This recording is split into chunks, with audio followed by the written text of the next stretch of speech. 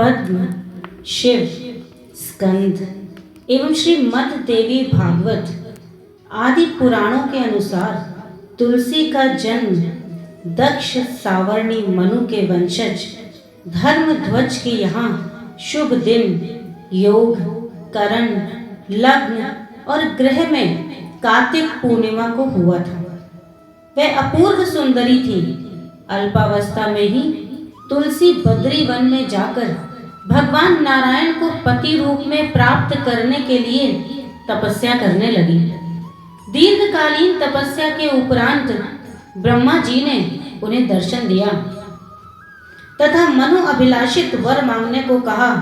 तुलसी ने निवेदन किया कि पितामह, यद्यपि आप सर्वज्ञ हैं, तथापि मैं अपने मन की अभिलाषा आपसे कहती हूँ। पूर्व जन्म में मैं गोपी थी। मुझे भगवान श्री कृष्ण की अनुचरी होने का सौभाग्य प्राप्त था, किंतु एक दिन भगवती राधा ने रास मंडल में क्रुद्ध हो मुझे मानव योनि में उत्पन्न होने का शाप दे दिया। उसी कारण से अब मैं इस भूमंडल पर उत्पन्न हुई हूँ। सुंदर विग्रह वाले भगवान नारायण उस समय मेरे पति थे। उन्हीं को मैं अब भी पति रूप में प्राप्त करना चाहती हूँ। ब्रह्मा जी ने बताया कि सुदामा नामक गोप जो नारायण का पार्षद था, श्री राधिका जी के शाप से भूमंडल में उत्पन्न हुआ है और वह इस समय शंखचूड़ नाम से प्रसिद्ध है। वह भगवान श्री कृष्ण का ही अंश है जो तुम्हारा प्रथम पति होगा। तत्पश्चात भगवान नारायण तुम्हें पत्नी रूप में अंगीकार करेंगे। धनुकुल में उत्पन्न शंखचूड़ महान योगी था। एक बार वह बद्रीवन में आया। उसे जैगी श्रव्य मुनि की कृपा से भगवान श्री कृष्ण का मनोहर मंत्र प्राप्त था। ब्रह्मा जी ने भी उसे अभिलषित वर देकर यहाँ आने की आज्ञा दी थी। संयोगवश तुलसी की दृष्टि उस पर पड़ गई। दोनों परस्पर वार्तालाप में संलग्न हुए ही थे कि ब्रह्मा जी ने प्रकट होकर दोनों को दाम्पत्य सूत्र में बंधने का आदेश दिया।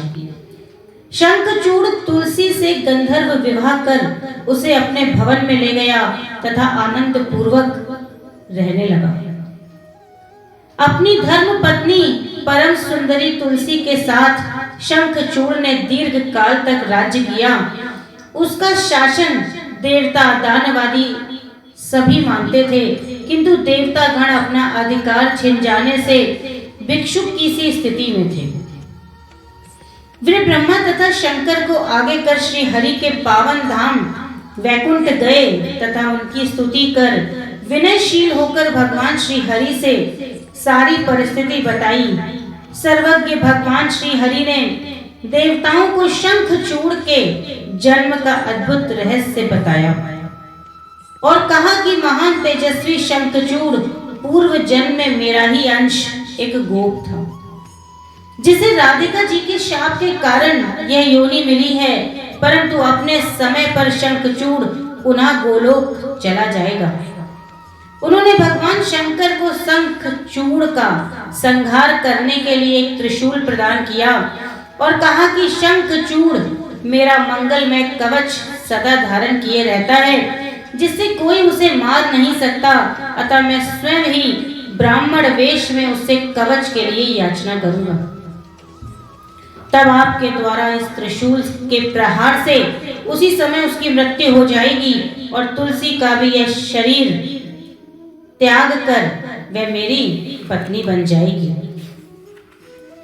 तदनंतर देवताओं का अभ्युदय करने के विचार से भगवान महादेव ने चंद्रभागा तट पर एक मनोहर वट वृक्ष के नीचे अपना आसन जमाया और गंधर्वराज चित्ररथ को अपना दूत बनाकर शंखचूड़ के पास यह संदेश भेजा कि या तो दानवराज देवताओं का राज्य और उनके अधिकार को लौटा दें अथवा युद्ध करने के लिए प्रस्तुत हूं। यह संदेश सुनकर शंखचूड़ ने दूत से हंसते हुए कहा, तुम जाओ, मैं प्रातः काल भगवान शंकर के पास स्वयं जाऊंगा। इधर भगवान शंकर की प्रेरणा से उनके पुत्र कार्तिकेय और भद्रकाली आदि देवियां अस्त्र शस्त्र लिए रणांगण में पहुंच गई। उधर दूत के चले जाने पर शंखचूड़ ने अंतःपुर में जाकर तुलसी से युद्ध संबंधी बातें बताईं, जिन्हें सुनते ही उसके होंठ और तालू सूख गए। शंखचूड़ ने उसे समझाया और कहा कि कर्म भोग का सारा निबंध काल सूत्र में बंधा है। शुभ, हर्ष, सुख, दुख, भय, शोक और मंगल सभी काल के अधीन हैं। तुम उन्हीं भगवान श्री हरि की शरण में जाओ, अब तुम्हें वे पति रूप में प्राप्त होंगे, जिन्हें पाने के लिए बद्री आश्रम में तुमने तपस्या की है। मैं भी इस दानव शरीर का परित्याग कर उसी दिव्य लोक में चलूंगा, अतः शोक करने की कोई आवश्यकता नहीं है। तुलसी कुछ आश्वस्त हुई और शंखचूड़ ने ब्रह्म मुहूर्त में शैया को त्याग कर तथा नित्य कर्म को संपादित किया। तदनंतर उसने एक महारथी को सेनापति पद पर नियुक्त किया। फिर वह मन ही मन भगवान श्री कृष्ण का स्मरण करते हुए उत्तम रत्नों से बने विमान पर सवार होकर चला। पुष्पभद्रा नदी के तट पर सुंदर अक्षय वट के नीचे उसने भगवान शंकर को देखा। वे योग आसन मुद्रा लगाकर हाथ में त्रिशूल और पट्टिश धारण किए बैठे थे। दानवराज उन्हें देखकर विमान से उतर पड़ा तथा सबके साथ भगवान शंकर को उसने सिर झुकाकर भक्ति पूर्वक प्रणाम किया। शंकर जी के वाम भाग में भद्रकाली विराजित थीं और सामने स्वामी कार्तिकेय थे। तीनों ने शंखचूड़ को आशीर्वाद दिया। फिर शंखचूड़ ने भगवान शंकर से कहा कि आपको देवताओं का पक्ष लेना उचित नहीं है। आपके लिए हम दोनों समान हैं। हमारा आपका युद्ध भी आपके लिए लज्जा की बात होगी। हम विजयी होंगे तो हमारी कीर्ति अधिक फैल जाएगी और पराजित होने पर हमारी कीर्ति में बहुत थोड़ा ही धब्बा लगेगा। शंखचूड़ की बात सुनकर भगवान त्रिलोचन हंसने लगे और उससे बोले कि या तो तुम देवताओं का राज्य लौटा दो अथवा मेरे साथ लड़ने को तैयार हो जाओ। इसमें लज्जा की कोई बात नहीं है। इस पर शंखचूड़ ने भगवान शंकर को प्रणाम किया और अपनी सेना को युद्ध के लिए आज्ञा दे दी। युद्ध प्रारंभ हो गया। युद्ध में दानवों ने शंकर दल के बहुत से वीरों को परास्त कर दिया। देवता डरकर भाग चले। उसी समय स्वामी कार्तिकेय ने गणों को ललकारा और वे स्वयं भी दानवों के साथ लड़ने लगे। दानव सेना घबरा गई। तभी शंखचूड़ ने विमान पर चढ़कर भीषण बाण वर्षा प्रारंभ कर दी। फिर तो बड़ा भीषण युद्ध हुआ। दानवराज ने माया का आश्रय लेकर बाणों का जाल फैला दिया। इससे स्वामी कार्तिकेय धक से गए। अंत में भगवान शंकर स्वयं अपने गणों के साथ संग्राम में पहुंचे। उन्हें देखकर शंखचूड़ विमान से उतरकर परम भक्ति के साथ पृथ्वी पर मस्तक टेक कर दंडवत प्रणाम किया।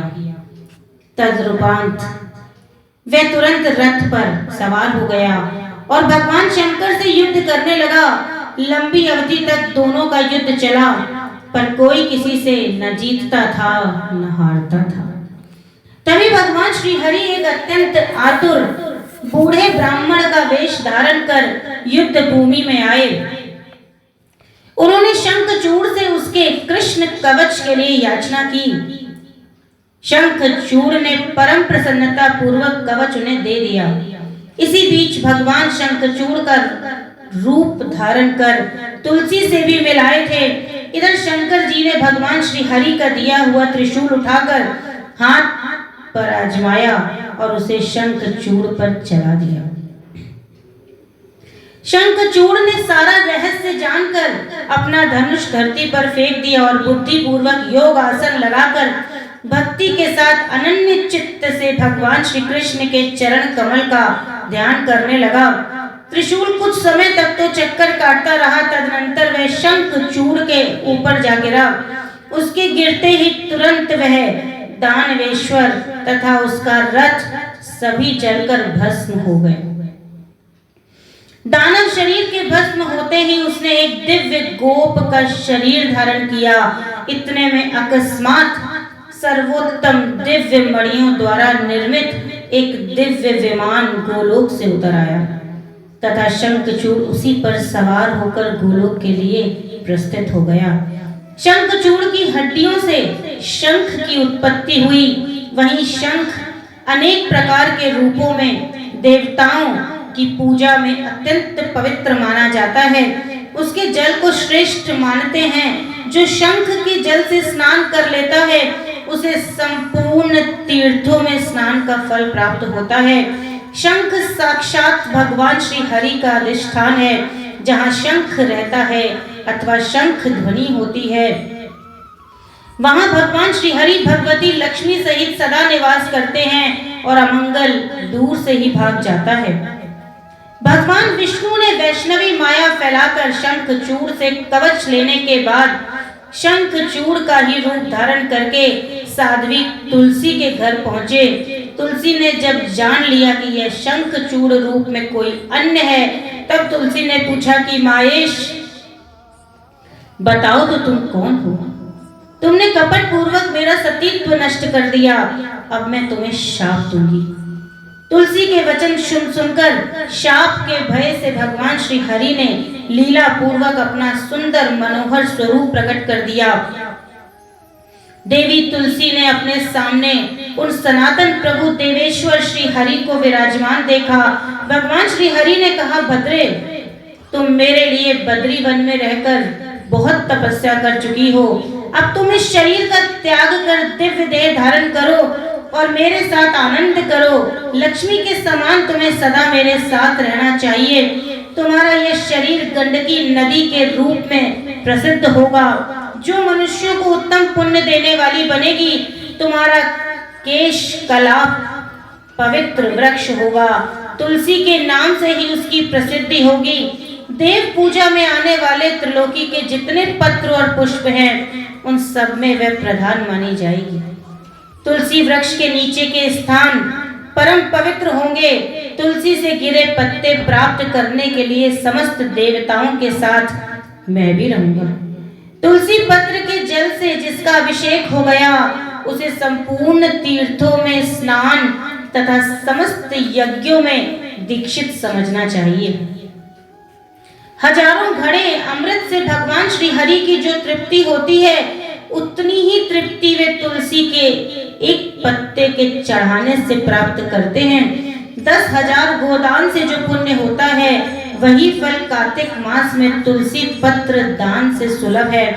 मृत्यु के अवसर पर जिसके मुख में तुलसी पत्र जल प्राप्त हो जाता है वह संपूर्ण पापों से मुक्त हो भगवान श्री विष्णु के लोक का अधिकारी बन जाता है।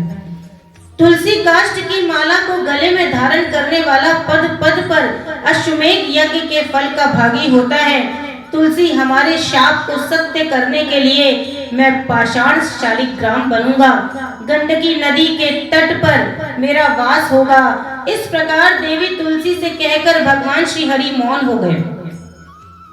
देवी तुलसी अपने शरीर को त्याग कर दिव्य रूप से संपन्न हो भगवान श्री हरि के वक्षस्थल पर लक्ष्मी की भांति शोभा पाने लगी। कमलापति भगवान श्री हरि उसे साथ लेकर वैकुंठ पधार गए। लक्ष्मी, गंगा, सरस्वती और तुलसी ये 4 देवियां भगवान श्री हरि की पत्नियां हुई। तुलसी की देह से गंडकी नदी की उत्पत्ति हुई और भगवान श्री हरि भी उसी के तट पर मनुष्यों के लिए पुण्यप्रद शालिग्राम पर्वत बन गए। ऐसा देवी भागवत पुराण में तुलसी की महिमा का वर्णन मिलता है। श्री हरिवंश, श्री हरिवंश, श्री हरिवंश। राधे राधे।